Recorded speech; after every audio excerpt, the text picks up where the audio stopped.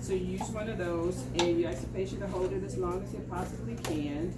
And sometimes they can hold it, sometimes they can't. In the extended care facility, you have to be on your guard because it might come right back out on your hands. So make sure you have on your gloves. Yes, ma'am. Is it considered not appropriate to wear a face mask when you do this?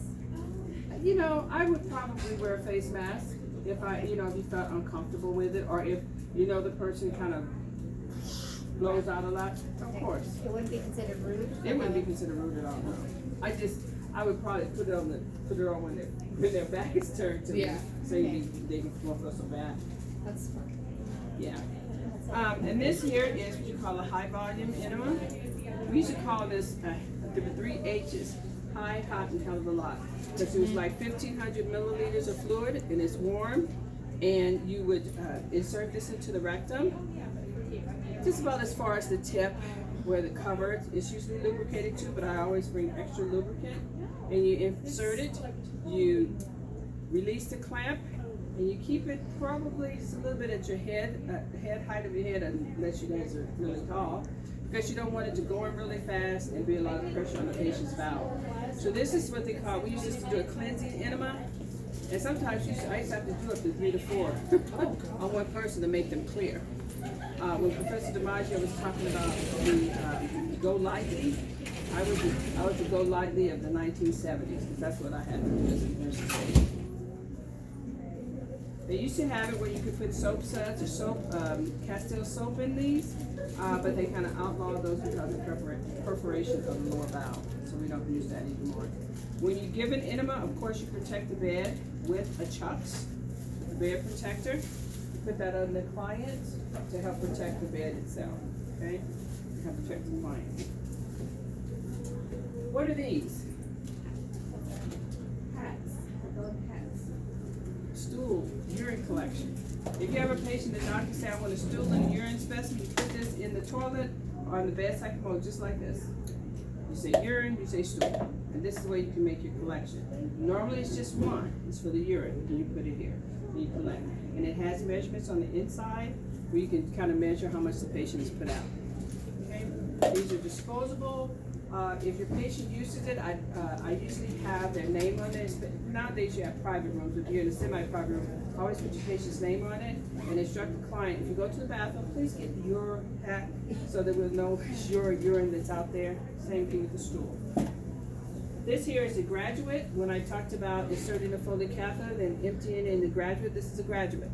Graduates could be used for a multitude of things. I've used graduates for drainage.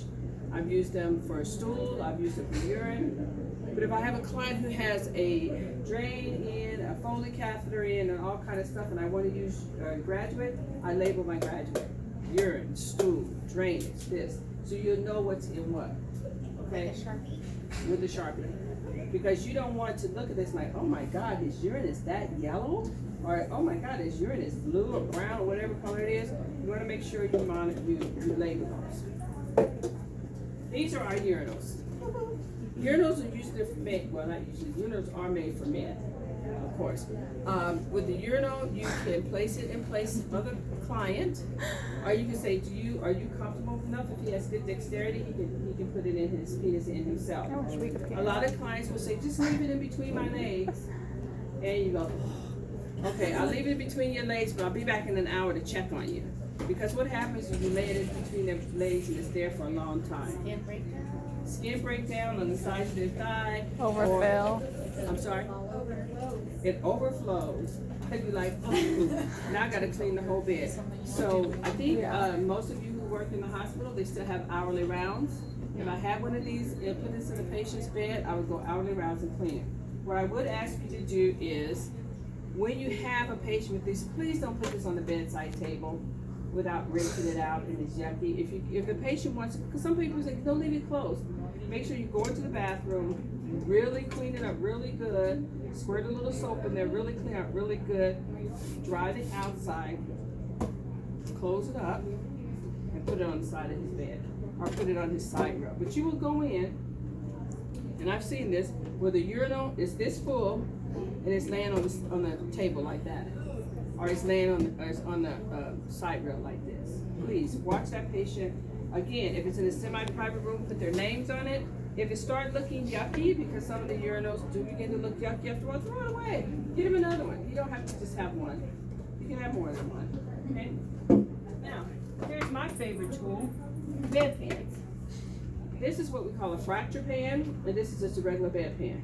Fracture pans were designed for people with fractures or people with inability to do a lot of movement. Now, we had a discussion a little bit ago about these pans. In days of old, we used to slather this with baby powder.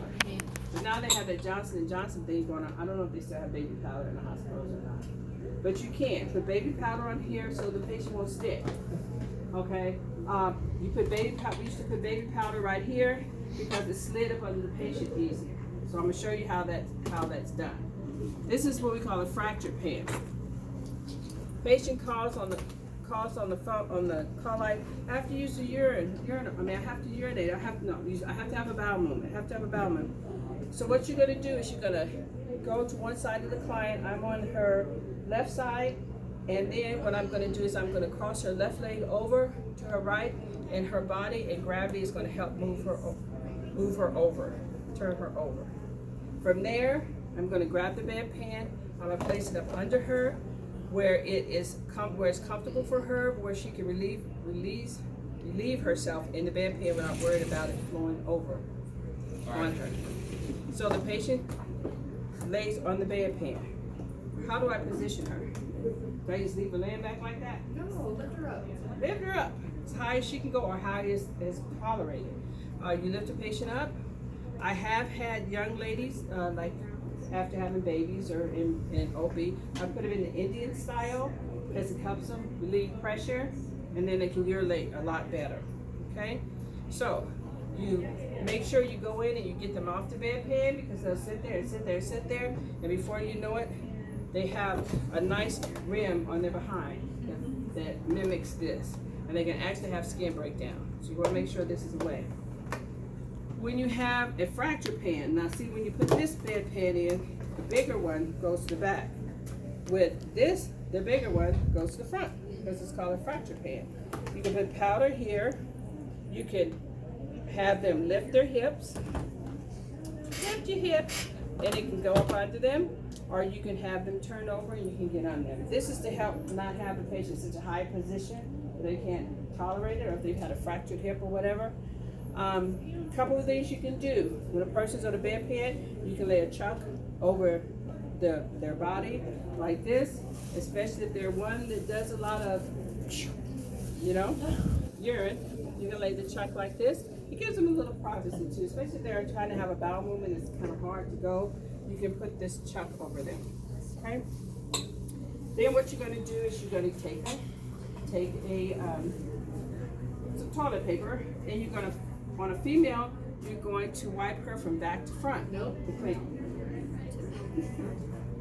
She was like, You knew I was going to say it, didn't you? No. You're not going to wipe her from back to front. You're going to wipe her from front to back, just like you would want her to. And why? Miss No. Oh, bacteria. Bacteria, yes, that's the reason why. We tell them to go back to front to back. We don't want to be wiping them this way either, because we're going to have a mess on our hands, because we're going to have to get all that cleaned up. So yes, you're going to wipe it from front to back, okay?